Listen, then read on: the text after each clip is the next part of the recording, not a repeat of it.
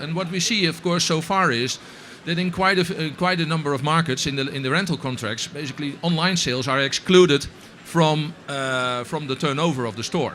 What happens if you go in a store, you buy a nice shirt, you buy it actually through an iPad, and even they hand it over at the checkout, but basically bought it through the iPad, it's actually online turnover.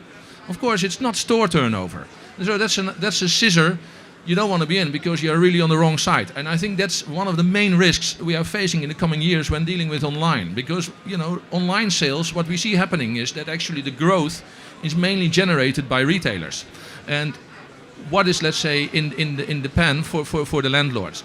So what is going to be very important is how can you take a certain amount of rent because of the services you actually offered. How can you take that? And of course there are examples how work is being done in outlet centers, minimum guaranteed rents, or a minimum, let's say, share of turnover, all that kind of things. I think that kind of instruments gradually have to come in place. And of course retailers maybe are used to the fact that in the contracts those clauses are not in there yet. But of course there are a lot of locations retailers want to be, and I think that's going to be a playing field. Landlords have to become more active in, maybe even consult, coordinate, but I mean basically to draw a new, let's say, strategy on how you capitalize on the rent. That's, let's say, the difficult news. Of course the good news is also that particularly pure online retailers, Amazon.com, other examples, they are increasingly looking for physical representation. They want to have stores, they want to have service desks, and that of course will be an opportunity for shopping centers.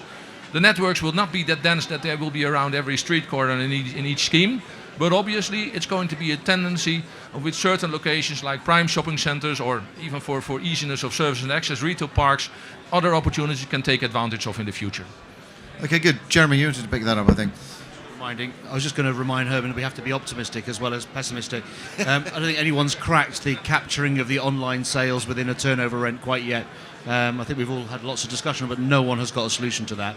I think we have to be much more progressive and think about how we can make sure we drive footfall to our shopping centres, and click and collect and embracing online sales is really something we can do, making convenient pickups. Online and click and collect has really driven sales of very, very traditional retailers like John Lewis in the UK. So they drive footfall to their store, and when they're in there, funnily enough, they spend a lot more money than they actually expected to. Something that happens to me every time I go to a shopping centre. Yeah, me too, yes. Actually driving more footfall through online sales and click and collect, it's got to be something that we start to be embracing rather than being scared of.